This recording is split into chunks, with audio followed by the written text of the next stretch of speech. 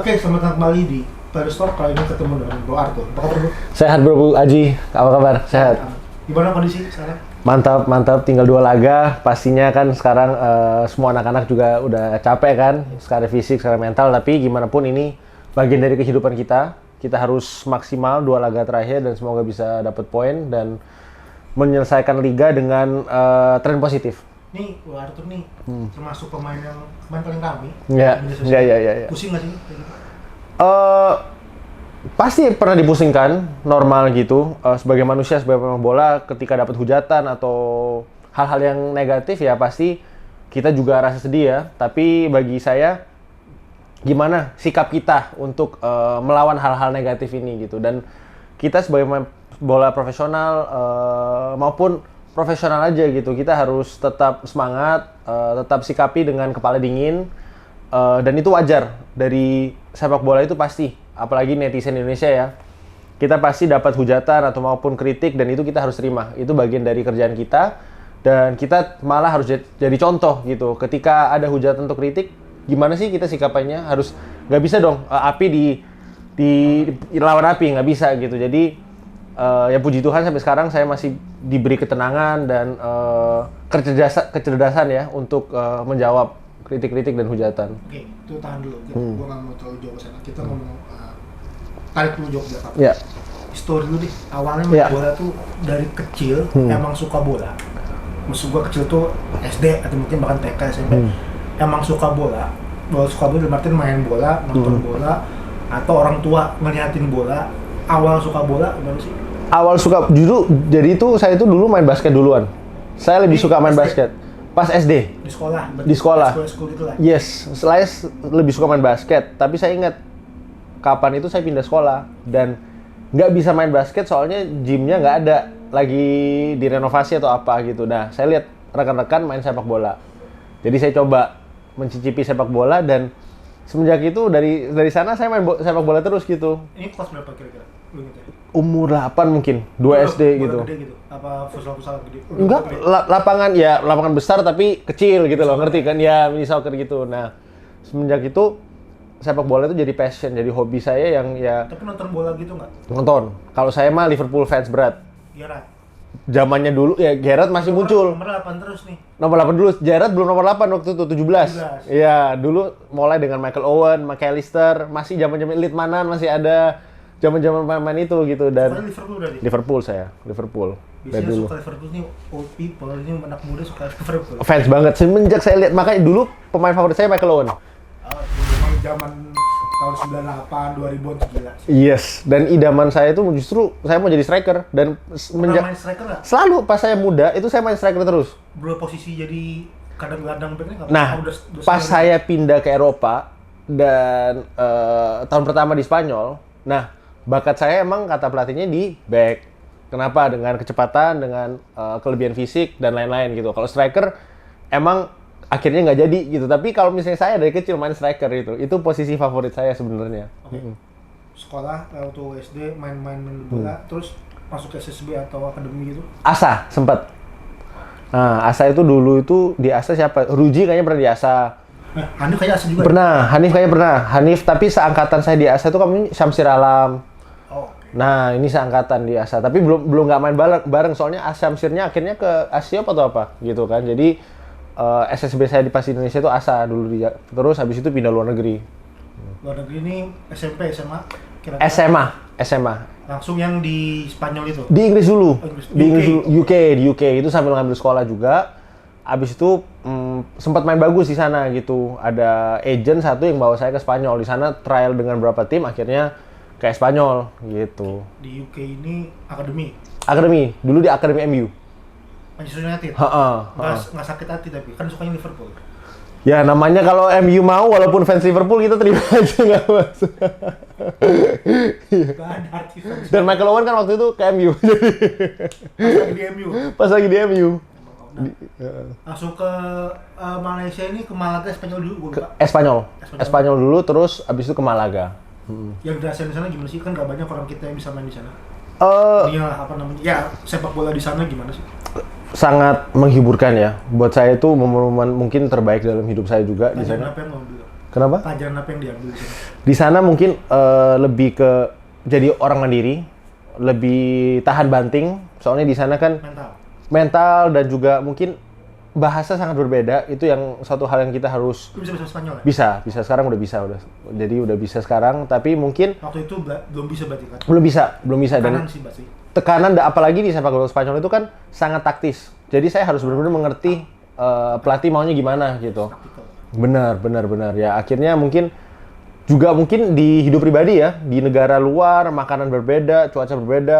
Cuaca di Spanyol jujur kalau misalnya lagi summer gitu nggak terlalu berbeda. Tapi kalau emang Desember udah dingin kan, ada winternya di sana gitu. Tapi itu semua bagian dari adaptasi dan ya jadi dewasa gitu menurut saya. Buat makanan diatur nggak di sana? Jadi gini, pas di junior lumayan diatur. Maksudnya kan di junior masih ada mesnya. Yes. Jadi kita makan di mes segala macam. Tapi di mes sana berarti? benar. Pas junior tahun pertama, pas juvenil. Nah, pas udah masuk Espanyol B itu udah anggapannya profesional. Yes. Ketika kita profesional kita harus cari tempat tinggal sendiri, kita harus cari makanan sendiri. Jadi itu udah harus dewasa di sana gitu. Mungkin bedanya sedikit sepak bola Eropa sama Indonesia itu di sana ya. Mungkin di sini kan kita masih ada mes. Mau umur berapapun masih ada mes. Nah, di sana itu mungkin udah dibelajarin jadi mandiri. Habis setelah jadi pro udah harus jadi mandiri, cari makanan sendiri, cari tempat tinggal sendiri. Kan itu namanya artinya profesional juga gitu. Bukan di dalam lapangan tapi luar lapangan juga gitu. Dan menurut saya itu sangat bagus gitu. Bukan untuk karir kita sebagai pesepak bola tapi untuk kita sebagai manusia jadi lebih mandiri juga gitu. Nah, di akademinya berarti diajarin dulu cara hidup, cara makan segala. Benar. Lu terapin di pas profesional sendiri. Benar. Sampai sekarang kesini terapin nggak? Jujur ya, mungkin gara-gara makanannya berbeda juga kan di sana sama di sini. Di sana itu lebih gampang cari makanan sehat misalnya, materialnya lebih sehat segala macam. Bukan atlet pun juga makanan sehat sih ya. Ya, tapi ya pasti saya juga orang Indonesia, saya ada idaman, saya suka makan rawon, suka makan soto, itu wajar. Tapi tahu momennya aja gitu. Maksudnya seminggu nih, mungkin kalau misalnya H-2 udah H-1 kita harus sudah mulai makan sehat. Biar ntar di pertandingan maksimal. Jadi cari momen gitu. Kita juga namanya pesepak bola, nggak ada yang sempurna. Nggak ada yang bisa kayak Ronaldo yang tiap hari makan salad maupun jaga badan sampai segila itu. Makanya dia di sana gitu. Tapi tahu momennya kapan makan sehat, kapan bisa namanya cheat day dikit gitu. Jadi saya tahu momennya kalau udah H-2 udah fokus. Berarti udah makannya udah mulai sehat, istirahat cukup, dan di pertandingan bisa maksimal gitu. Oke. Dari tadi Espanyol dulu ke Malaga, terus ke Belgia. Pindahnya itu bagaimana cara perpindahan di sana? Nah, kan di sini kadang suka bingung. Kenapa kita nggak pernah ada transfer pindahnya gimana caranya? Ada penasaran juga di sana. Nah, pas saya di Espanyol itu saya ditawarin Malaga. Ada Malaga kontak agen saya untuk saya main di sana gitu. Dan waktu itu mungkin lumayan exciting juga ya. Wah, ada tim nih tertarik nih, apalagi sebesar Malaga. Kenapa nggak kita coba aja di sana? Untuk strategi tinggal Malaga. Kan kalau dia tim B itu udah bisa digabung sama tim. Benar. Waktu itu kan Malaga maksudnya kan pernah main di Champions League, udah maksudnya tim besar kan. Ada Spanyol kalah sama Barcelona. Nah makanya di Malaga kan ada dulu kan ada Roque Santa Cruz, dan sebelum itu zamannya main Champions League kan ada Van Nistelrooy, banyak tim-tim besar. Jadi mungkin itu menggiurkan buat saya, dan saya ya ambil keputusan untuk pindah sana habis ada tawaran. Posisi mainnya sama? Posisi mainnya gelandang di sana. Di Espanyol itu saya bek kanan, ya bek gelandang juga main tapi lebih bek kanan. Kalau misalnya Malaga saya main sebagai gelandang bertahan. Okay. Di Espanyol berapa tahun, Malaga berapa tahun? Di Espanyol itu tahun pertama junior, terus sekitar 3 tahun sama B. Jadi 4 tahun di Espanyol, 1 tahun di Malaga. Habis Malaga ke Belgia? Habis Malaga ke Belgia, benar. Belgia tapi bukan tim, maksudnya katanya kan tim B-nya. Nah, ini bukan? Bukan tim seniornya. Di Belgia udah tim senior ya. Itu alasan saya pindah dari Malaga ke Belgia juga gara-gara mau mencicipi first team football lah. Ada perbedaan culture? Nggak terlalu? Apa sama? Sangat berbeda. Kalau di Spanyol itu saya lihat orangnya lebih gini. Sangat berbedanya di Belgia itu kita mungkin ada makan siang bareng, makan sarapan bareng, lebih bener-bener. Kalau di Spanyol itu lebih dikasih kebebasan. Jadi kita udah latihan sebagai profesional, kita latihan udah mau makan apa di luar, mau bikin apa di luar terserah. Kalau di Belgia itu lebih, misalnya ada breakfast jam 8, setelah breakfast jam 10 latihan. Kalau misalnya ada double session, kita ada makan siang bersama, baru latihan bersama gitu. Jadi strukturnya sedikit beda. Lebih detail Belgia ya? Bener, lebih gitu. Dan footballnya lebih direct football. cara mainnya. Yes, lebih direct football. Jadi mainnya lebih pakai naluri. Kalau misalnya Spanyol itu bener-bener taktis. Lu lebih nyaman main di mana? Untuk secara culture kita lah di Indonesia. Spanyol menurut saya. Lebih mirip Spanyol. Yes, yes, lebih taktis, lebih one to touch. Badan juga mungkin lebih mirip. Benar. Tapi jujur menurut saya sih secara fisik ya itu udah old school thinking banget. Kalau orang pikir sebagai pemain Indonesia kita nggak bisa main di Eropa gara-gara badan kita. Soalnya Iniesta nggak besar, Xavi nggak besar. Itu kan cerita dari dulu gitu. Karena kalian mainnya taktikal. Benar. Di Belgia berapa tahun? Di Belgia saya 2 tahun. Habis itu tahun berapa tuh? 2014 sampai 16 nggak salah. 16 langsung ke Indonesia. Balik Indonesia. Nah itu gara-gara faktor juga saya operasi. Cedera pinggul waktu itu. Udah lama itu cedera pinggul, saya nggak bisa main selama. Ini recovery di sini. Recovery di sini. Alasan saya mau recovery di sini juga gara-gara ya. Saya berasa saya di Eropa untuk main bola. Kalau misalnya saya nggak bisa main bola di sana, ya mendingan sama keluarga di sini. Mungkin itu mentalitas salah waktu itu ya, jujur. Jadi orang tua, ibu bapak di sini semua? Semua di sini. Karena tinggal sendirian? Sendirian. Sejak saya umur berapa? 16 udah sendirian. Bentar, akademi itu berarti levelnya SMA tadi ya, di Spanyol tadi ya? Untuk usia? Yes. Berarti sambil sekolah di sana? Sambil sekolah, udah selesai SMA sih. Jadi udah anggapnya udah mau university, dan saya ngambil sekolah juga di sana. Bahasa Spanyol gitu berarti? Berarti dari nol banget? Inggris. Ada sekolah internasional di sana juga gitu, universitinya. Culture shock waktu awal? Apalagi sambil belajar kan? Misalnya bukan cuma hidup atau main bola gitu. Culture shock sih, saya kan juga dari JIS kan, dulu. Jadi sekolah internasional, jadi nggak terlalu. Ada orang Indo di sana nggak? Nggak ada. Teman saya semua rata-rata antara teammate saya, orang Spanyol atau enggak ya. Iya, Indonya sih nggak ada. Mungkin teman-teman saya yang kuliah di Eropa kapan itu bisa nyamperin gitu. Tapi kalau nggak ada juga. Nah, support keluarga di bola gimana sih? Selain masukin ke SSB? Atau selama di luar pasti kan ada jenuh ya, apa ya namanya, struggling hidup. Iya, mungkin orang tua kan bukan di bidang bola gitu. Jadi mereka juga nggak terlalu mengerti gitu keluluhan pemain sepak bola gimana caranya memberi saya motivasi. Tapi yang pasti itu orang tua saya itu sangat luar biasa. Ketika saya udah di Spanyol, mereka tahu lah saya udah jadi pemain profesional, support secara psikisnya itu yang luar biasa gitu. Ada darah bola nggak? Mungkin nggak ada sama sekali. Ini berarti saya sendiri. Profesi aneh di keluarga. Di keluarga pun saya sendiri, dari saudara saya semua saya sendiri. Tapi ya gimana pun kan mereka selalu memberi saya support lah. Ketika saya sedih mereka pasti naluri orang tua udah tahu kan. Wah lagi sedih nih, kasih support, kasih semangat. Mungkin saya juga orang yang sangat religius kan, dikasih ayat gitu mungkin. Jadi jujur mereka supportnya luar biasa, dan sampai sekarang itu bukan di bidang bola doang, tapi dalam hidup tanpa mereka saya sih kayaknya susah sekali. Punya kakak atau adik? Nggak ada, anak tunggal saya. Anak tunggal, profesi aneh di keluarga. Yes. Balik ke sini, cedera berapa tahun? 2 tahun? Jadi 6 bulan, sederhananya 6 bulan. Itu secara fisiknya, recovery-nya. Psikisnya itu butuh setahun mungkin. Baru berasa kayak biasa lagi. Dari 17 sampai sekarang main di sini terus? Main di sini terus. Awal waktu di mana di sini?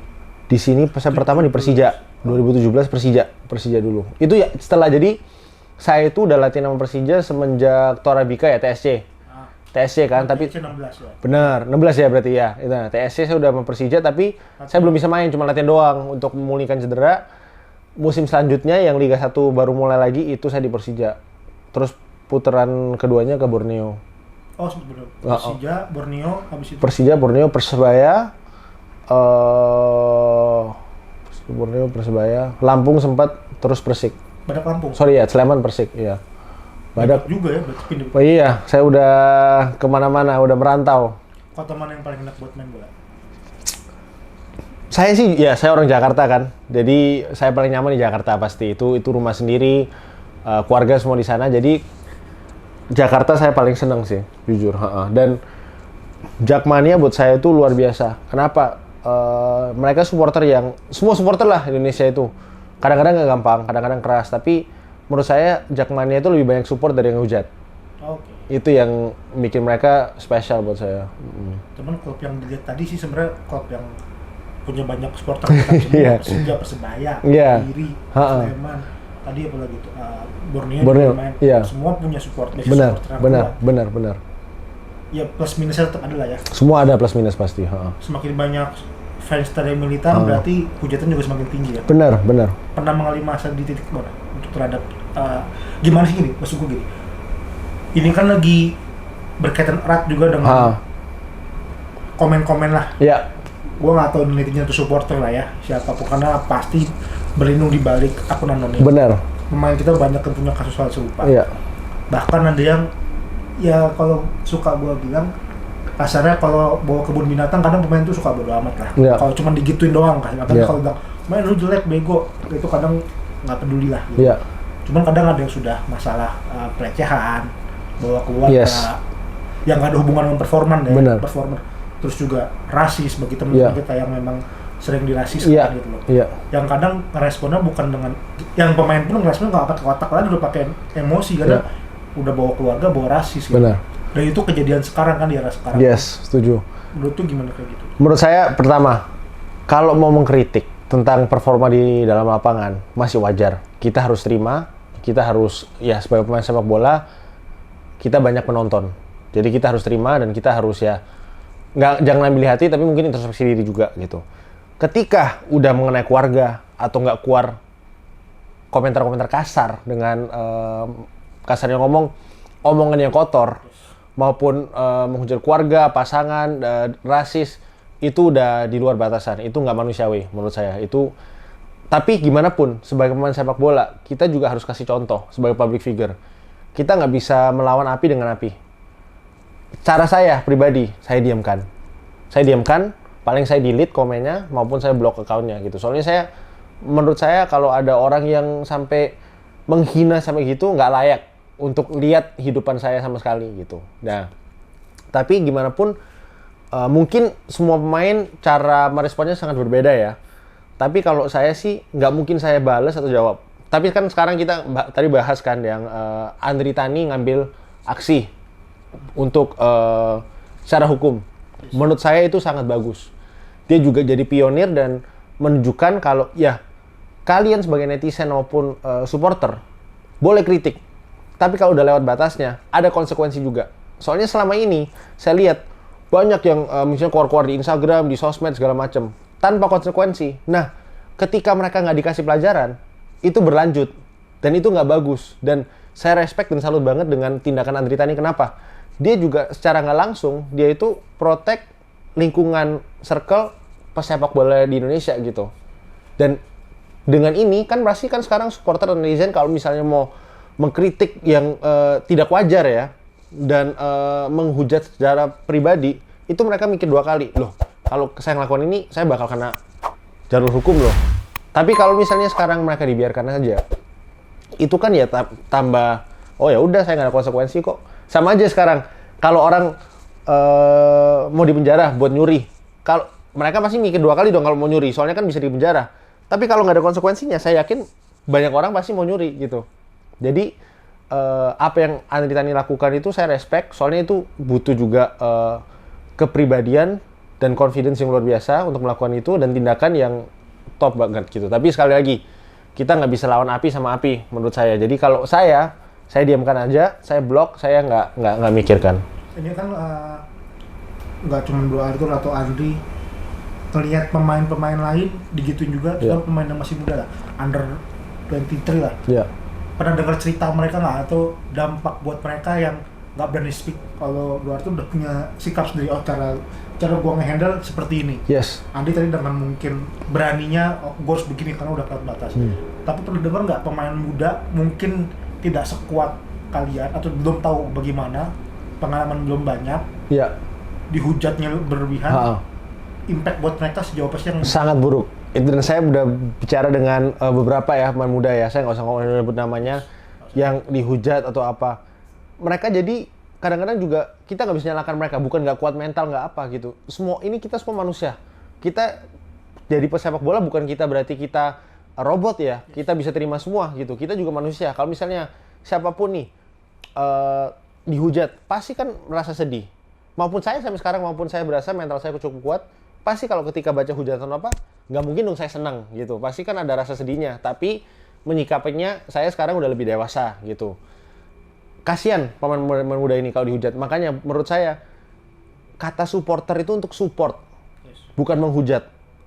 Mau dikritik boleh, tapi jangan juga pemain muda yang misalnya mau prestasi, mau jadi pemain yang lebih bagus lagi, jangan rusak mental mereka gitu. Soalnya pemain sepak bola itu bukan cuma kekuatan atau maupun fisik atau maupun teknik, tapi juga mental. Ketika mereka mentalnya dirusak, nggak mungkin apa yang mereka, walaupun mereka mau istimewa apapun, kalau misalnya lagi down, lagi sedih, lagi apa, nggak mungkin bisa menggalikan performa topnya gitu. Jadi mungkin saran saya untuk supporter Indonesia ya, mengkritik, mengasih masukan nggak apa-apa, tapi jangan juga menghancurkan pemain. Soalnya kan sekarang banyak banget netizen, apalagi di sosmed, di luaran gitu. Nah, ketika pemain bikin kesalahan di lapangan itu wajar. Kita nggak sempurna. Ketika pemain gagal penalti misalnya, udah respect loh, dia berani loh ngambil penalti itu gitu. Walaupun oke, pasti dia udah sedih ketika penaltinya nggak masuk. Tapi jangan ditambahin beban. Itu dia. Maksudnya saya ngerti kekecewaan supporter kadang-kadang, apalagi tim nggak menang atau tim kalah. Tapi juga mikirin kita lah sebagai pribadi gitu. Jadi bisa jadi masuk isu mental health lah ya. Bisa banget. Nah, kesehatan mental kadang nggak kelihatan, cedera ketahuan. Bener. Apalagi saya bayangin ya, kalau saya masih 18 dan saya dapat hujatan yang luar biasa. Misalnya kayak kemarin gini. Saya mungkin udah berhenti main sepak bola gitu. Kalau misalnya banyak pemain sepak bola di umur itu dihujat atau maupun diapain, mereka berhenti sepak bola, siapa yang mau main sepak bola lagi? Itu dia di sananya. Jadi mikirkan juga di sisi sananya gitu. Indonesia banyak orang nih, banyak yang mau jadi pemain sepak bola. Tapi kalau misalnya ada poin yang mereka udah takut jadi pemain sepak bola, nggak ada yang mau main sepak bola, pool kita kan tambah kecil. Nggak dampak jelek buat liga, buat majuin sepak bola Indonesia maupun timnas. Jadi tolong mungkin dipikirkan di sisi sananya aja sebagai supporter ya. Support lebih banyak dan nggak apa-apa kasih masukan, tapi jangan sampai ke arah yang udah jahat istilahnya. Oke, nah gue mau masuk dulu sedikit. Kemarin sempat ramai, bahkan pemain paling terkenal lah di sosial media. Caranya udah ketahuan dengan cara diam. Setiap orang punya cara masing-masing. Dari diam itu apa yang lo lakukan, Bang? Untuk menjawab mereka. Dari diam itu buat saya, dari diam itu saya ya gini, yang saya mau nyikapin itu, kalian bisa menghujat loh, bisa ngomong apa-apa. Saya maafkan kalian kok, saya nggak ada dendam.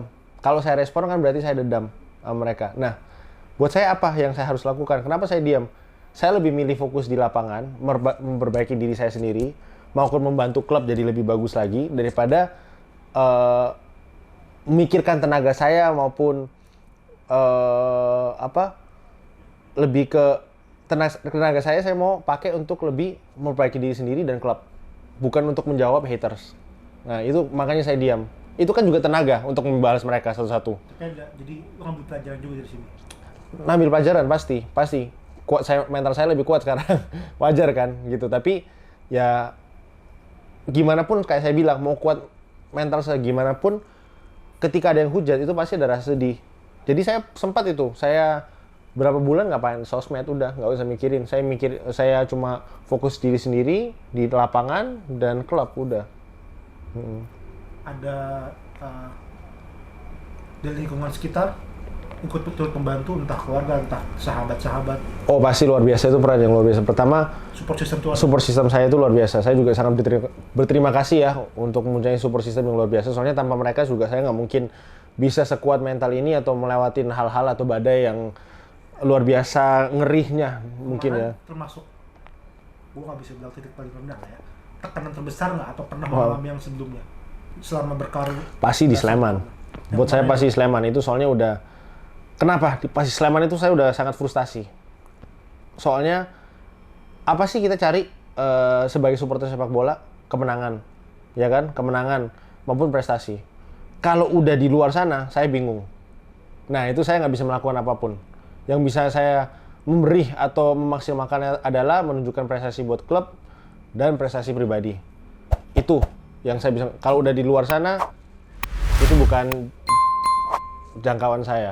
Lu merasa marah nggak sebenarnya waktu itu? Oh pasti marah, bingung, lebih frustasi dan bingung gitu.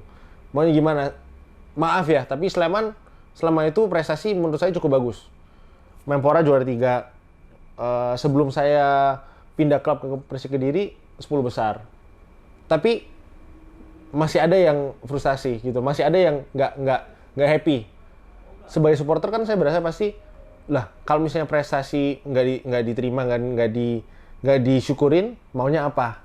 Nah di sananya itu yang saya makanya rasa lumayan kecewa di sana. Soalnya saya orang murni bola, saya orang teknis. Di luar itu saya bukan jangkauan saya gitu. Tapi ya saya juga terima kasih banyak ya untuk support system saya yang luar biasa dari keluarga saya maupun teman-teman terdekat saya di sepak bola lah, misalnya Kim, Irfan, itu saya respect banget gitu. Soalnya mereka itu selalu yang juga membangun saya gitu secara mental, secara selalu nasihatin saya gitu. Nggak usah dipikirin deh, pokoknya fokus diri sendiri. Orang-orang gini itu yang benar-benar membantu kita jadi lebih kuat lagi menurut saya. Yang akhirnya memutuskan buat pindah ke Kediri juga berarti. Benar. Di sini memulai sesuatu yang baru. Dan saya sangat bahagia di sini. Ini move yang menurut saya lebih dari tepat. Jujur susah untuk meninggalkan Sleman. Apalagi udah berapa tahun di sana, dan saya berasa kita juga membangun suatu hal yang lumayan luar biasa di sana gitu, dengan tim yang bagus, tim yang bisa bertarung lah untuk jadi tim papan atas.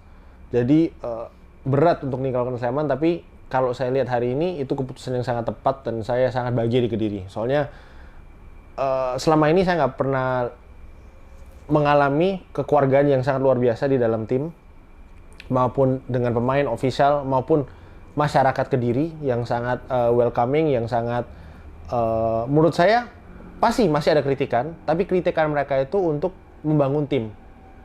Jadi agar tim lebih baik lagi gitu. Jadi support yang wajar dan yang luar biasa gitu. Jadi saya sangat bahagialah di Kediri, di Persik Kediri maupun. Oke, berarti mungkin ada sesuatu yang lebih baik lah. Yes. Ketika memang ngalamin sesuatu yang diterpa badai. Benar. Ini buat pelajaran buat semua sebenarnya. Benar. Ketika ada tekanan sebenarnya habis itu pasti ada sesuatu yang lebih bagus. Benar.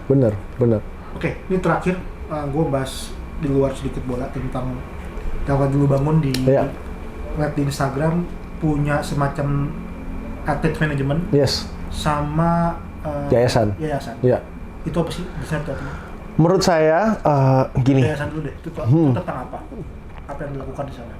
Pertama yang saya mau melakukan ya lewat yayasan itu, saya lihat sekarang banyak pemain sepak bola profesional itu misalnya, dan ini nggak salah, sama sekali nggak salah, dan ini hal yang menurut saya bagus juga gitu, untuk mungkin mereka lebih ke sisi gimana cari nafkah di luar sepak bola lewat mungkin lebih ke dunia entertain, lebih ke branding, dan itu sangat bagus. Saya pun mungkin mau ke arah sana juga gitu, soalnya ya wajar gitu, kita sebagai pemain sepak bola juga jadi public figure di sini. Tapi yang saya mau terapkan juga itu mungkin terutama dari Yayasan Athletes for Good ya, kita dari pemain sepak bola itu sebagai public figure, kita juga ada kewajiban sosial untuk bisa membantu yang mungkin misalnya membantu itu bukan cuma secara materi, walaupun saya juga melakukan itu ke yatim piatu untuk mendonasi mungkin makanan atau barang, itu saya juga lakukan. Tapi bukan itu doang loh. Misalnya ketika saya tahu pas saya kecil, apalagi pemain sepak muda kecil, apakah mereka lebih baik dikasih duit atau ketemu Lionel Messi? Saya tahu jawabannya pasti ketemu Lionel Messi kan. Jadi saya juga pernah ngadain acara ke pesantren, ngajarin coaching klinik. Jadi lebih ke ngasih harapan ke anak-anak ini gitu. Dan siapa tahu kan di pesantren mungkin ada pemain muda yang potensial yang kita bisa bantu jadi pemain sepak bola ke masa depannya. Jadi yang saya mau promosikan dengan Athletes for Good itu, makanya tulisannya Athletes for Good itu, kita sebagai pemain bola sepak bola profesional, ayo kita juga mikirkan komunitas kita masing-masing agar komunitasnya lebih baik, agar kita bisa ngasih contoh kepada generasi muda, pemain sepak bola yang muda untuk jadi pemain sepak bola itu juga ada kewajiban untuk melakukan hal baik dan memberi komunitas masing-masing. Lebih ke sana ya sih. Yang udah sering ikut siapa ya pemain-pemain?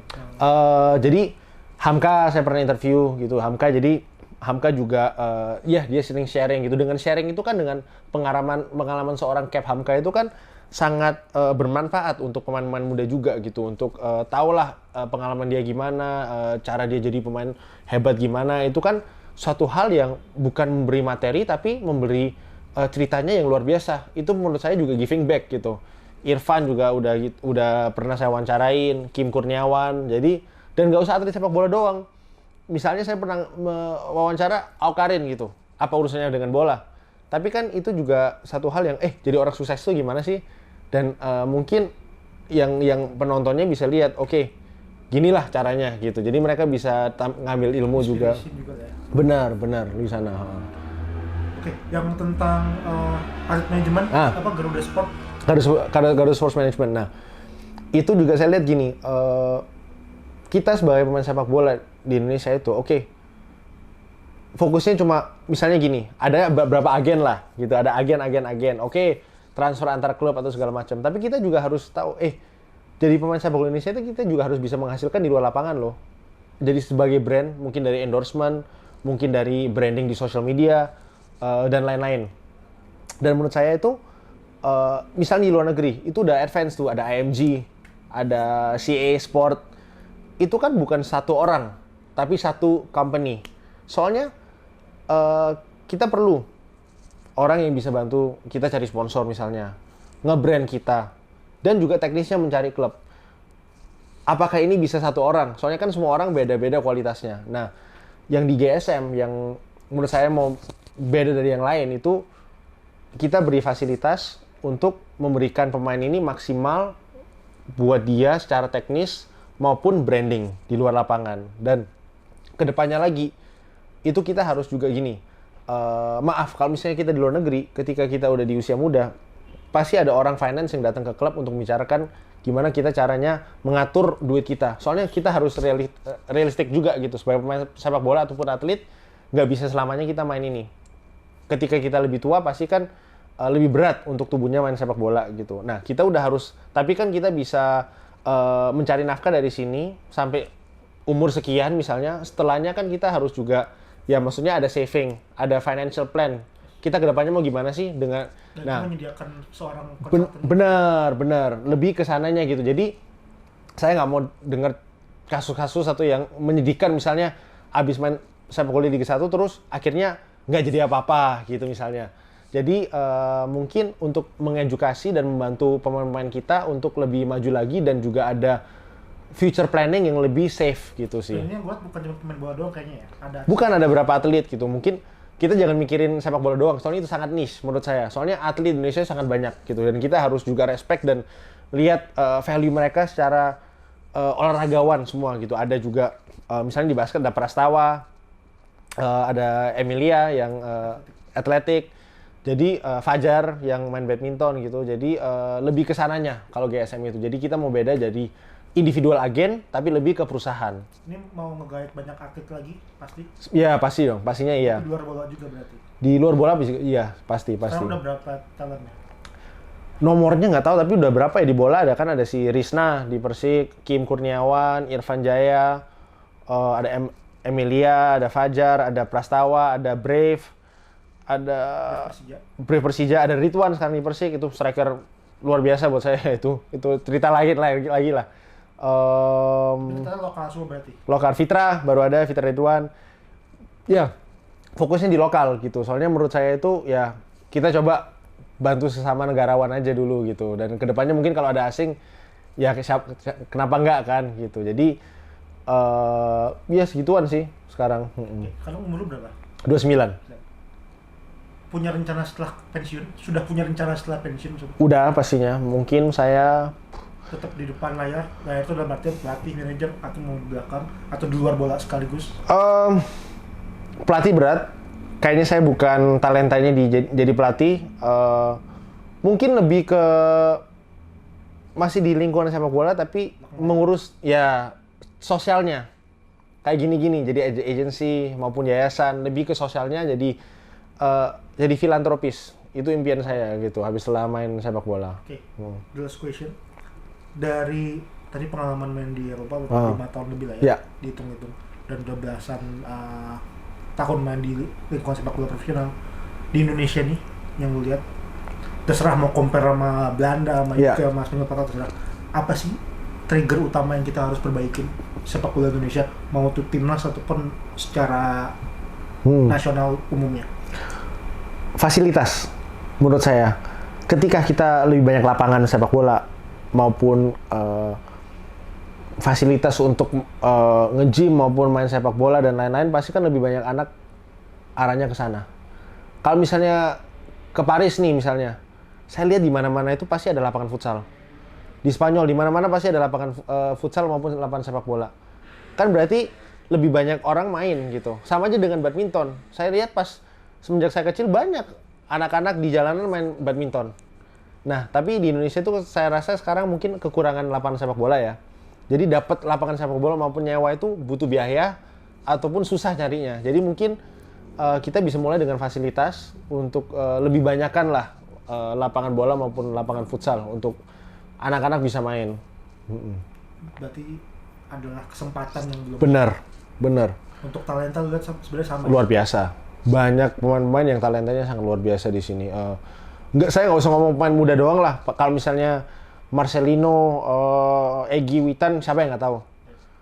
Di tim saya sendiri, Rizna, Ridwan, itu pemain hebat semua dan nggak kalah dengan pemain luar negeri menurut saya. Jadi brave maupun, tapi cuma mereka butuh kesempatan untuk dilihat dan dikasih kesempatan main di luar, itu aja gitu. Kalau mereka dapat kesempatan itu, saya yakin mereka bisa make it benar-benar gitu. Dan apalagi saya nggak bisa ngomong tentang semua ya pemain muda, tapi di tim saya terutama ada Rizna sama Ridwan, pemain mudanya mentalitasnya luar biasa. Dan kita kan selalu bilang karena kalah mental, karena kalah greget pemain sepak bola Indonesia. Mereka ini saya copot topi, soalnya luar biasa, kerja kerasnya luar biasa, mentalnya luar biasa. Dengan usia yang sangat muda, mentalnya itu kayak pemain yang udah senior gitu. Oke, gitu. Pokoknya thank you lagi buat Bang Arthur waktunya. Thank you Bang Haji. Menjadi pemain paling ramai kemarin. Iya. Tapi cukup bisa diambil pelajaran buat semuanya lah. Yeah. Bahwa ternyata di balik tekanan itu selalu pasti ada sesuatu yang lebih baik. Benar, ada hikmahnya pasti. Oke, thank you. Siap. Sukses terus untuk Thank you Bro Haji. sampai Siap. berikut. Mantap.